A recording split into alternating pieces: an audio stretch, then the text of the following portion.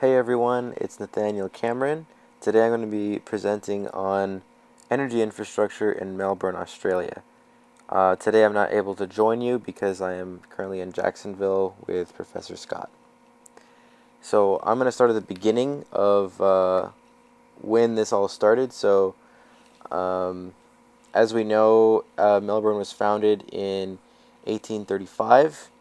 And while the state of Victoria initially relied on black coal imports, um, it primarily uses brown coal to generate about 85% of its electricity.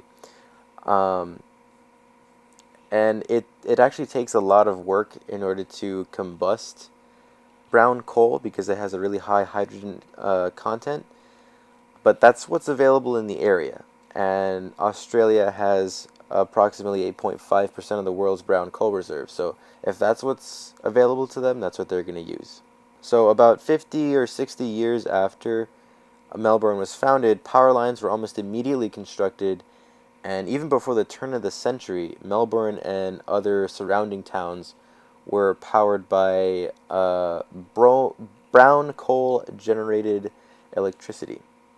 And today there are 18 energy retailers in Victoria, but I'm going to highlight AusNet Services, which is the largest energy company in Victoria and provides both electricity and gas for residents and businesses. The situation with AusNet in Victoria is pretty comparable to what we have to deal with in Florida with FPL. So some of this may sound pretty familiar. AusNet holds the monopoly on electric service in Victoria and has over 1 million customers as of 2015. Just like us, taxpayers pay for these services, and here's where things start to get hairy. With our case in Florida, there's a hurricane that comes along, and that's not controllable. That's an act of nature, and it can't be contained. That's not FPL's fault.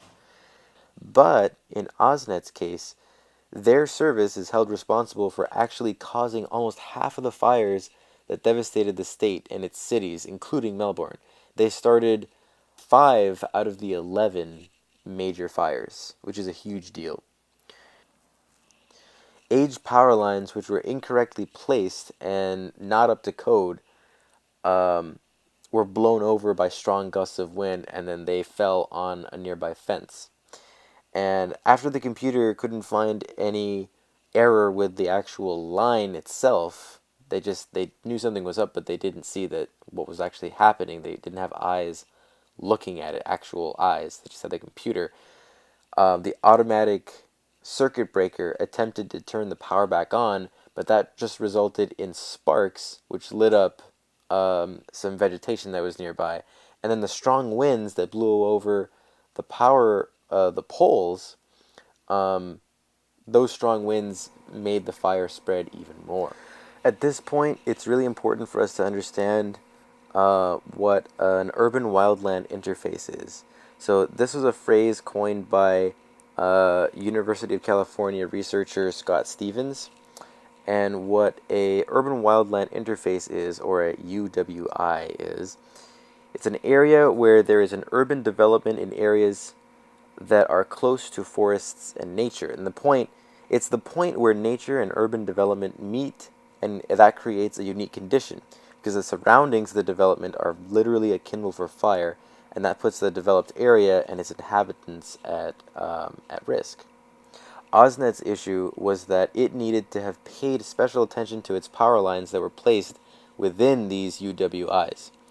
The director of Energy Safe Victoria told the Bushfire Royal Commission that it was probably self-evident that these old poles were at high risk of starting a fire, and according to Melbourne newspaper The Age, a coroner found a report that showed the construction was flawed and that following known procedures should have prevented the failure and the subsequent damage that resulted.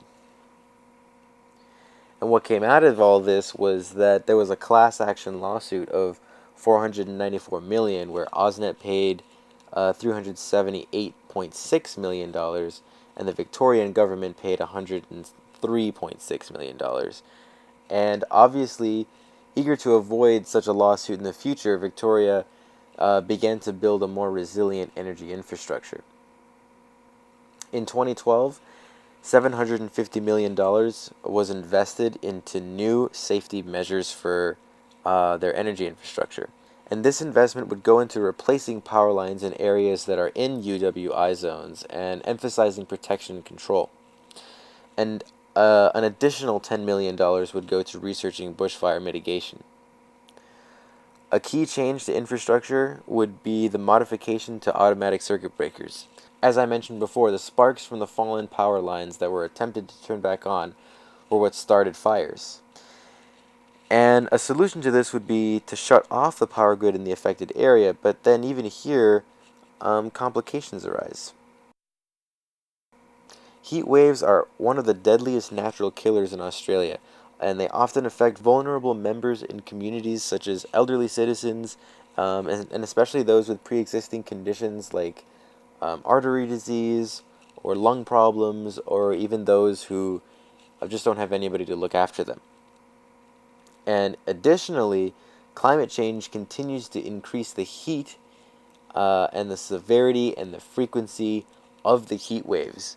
So they kind of come at an impasse where, because of climate change, they either shut down the power and risk people dying of heat stroke because of the lack of air conditioning, or they run the risk of having there being a fire by leaving the power grid on, so that if anything falls and there are sparks that come from the power lines, which is actually a very common way for fires to start, the company, the electric company, will be sued.